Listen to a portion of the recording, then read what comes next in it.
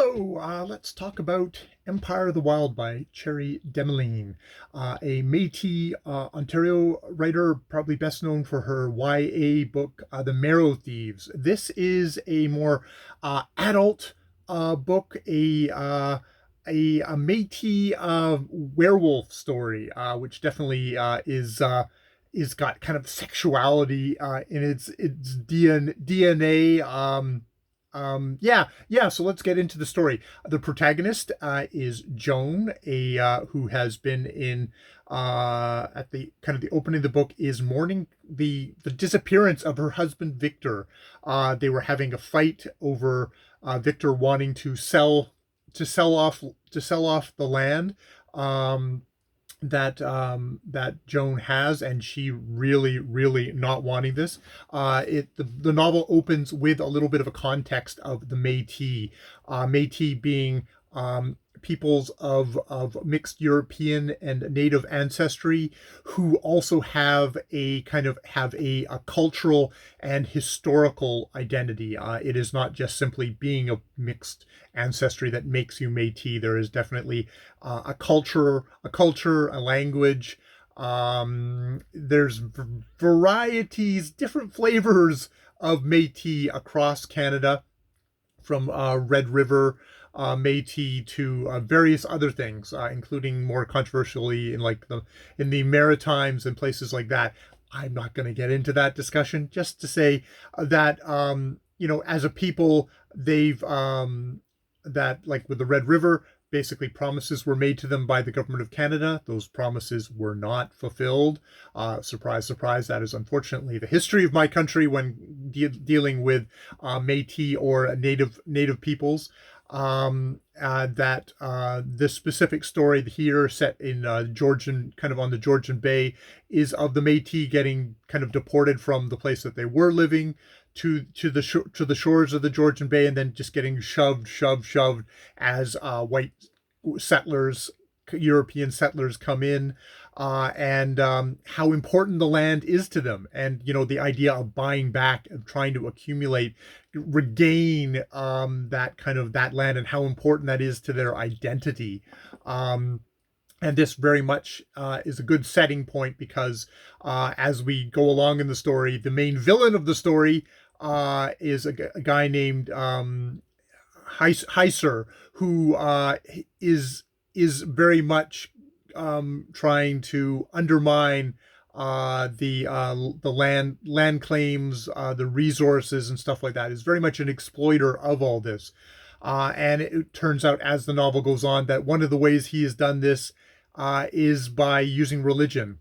Very much in this novel, we have that extremely for even the best interpretation, ambivalent relationship that the Métis characters have with religion in this book. And indeed, it is cast as, and this is Heiser using religion as a way of sort of snowing, as a tool of exploitation. While this is a genre thing, it's a Métis werewolf story, a Rougarou. There's the tales of the Rougarou. Basically, you tell female children, walking along the roads, don't be hitchhiking, don't be walking along the road, because the Rougarou will get you. Very much the omnipresence of the threat of violence to Native people, and especially to Native women in Canadian society. It is unfortunately very much they're the most vulnerable and the most targeted. They're female and they are Native. They have been the targets, the victims of lots of violence. We have the murdered and missing. God, I can't get the. We'll just leave it there. This is such a giant blot on Canadian society that is in there. Joan does not give up. And even a year later, after Victor's disappearance, they figure that he's just buggered off or something like that, or he's dead in the woods somewhere because he went off to check traps. He's gone. But she won't let it go until one day she comes upon a church revival thing, and sees Victor, except he says his name isn't Victor. He's the Reverend Wolf, and he's preaching kind of a thing of pulling yourself up by your bootstraps and letting go of all this kind of nonsense about being being Métis or native and all these ties to the land. You should be kind of investing in your Lord and becoming the greater thing to be the Empire of the Wild. Very much I think about this in terms of Canada as an empire that shoved all the native peoples off their lands, dispossessed them, broke the promises that were made to them, and that is definitely seems, I think, what Chr Dmln is getting at here. And but it's like it's Victor, and it is Victor, and she, with the help of a young cousin Zeus, pursues this, encounters the shadowy guy who is behind this church revival, Heiser, who is using this as some sort of a front to Snow, especially capture the leaders of the Métis and the other native peoples, to be able to sign agreements that are advantageous to his business, to his exploitation, and what his connection with that is, and with the Rougarou. We get interspersed chapters in this thing where we have the Reverend Wolf, but we also have interspersed things of Victor in some kind of a weird dreamscape, and his struggles against, and him being chased by something, being threatened by a Rougarou, and him being able to finally kind of remember Joan's name, and Joan very much using her sexuality to try and wake Reverend Wolf up from not being Reverend Wolf anymore and regaining Victor.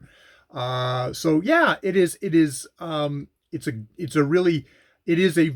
werewolf story. There is a sort of a resolution at the end, but by the end, somebody else gets ensnared in, and there's very much seems to be the implication that this is going to go on to be there's going to be yet more continuation of this story. It very much feels that way, that or it's the cycle, and that things are going to continue, and that there's always that threat, and it's the horror story where at the end the killer's still out there. The killer's coming. He's coming.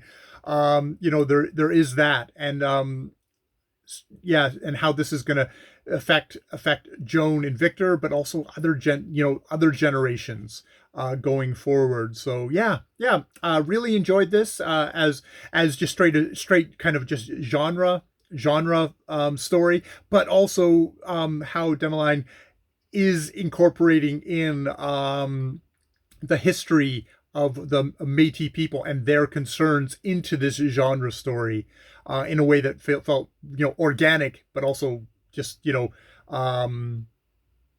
me more interested in the whole thing. So yeah, that is Empire of the Wild by Chr Dmln. More videos later.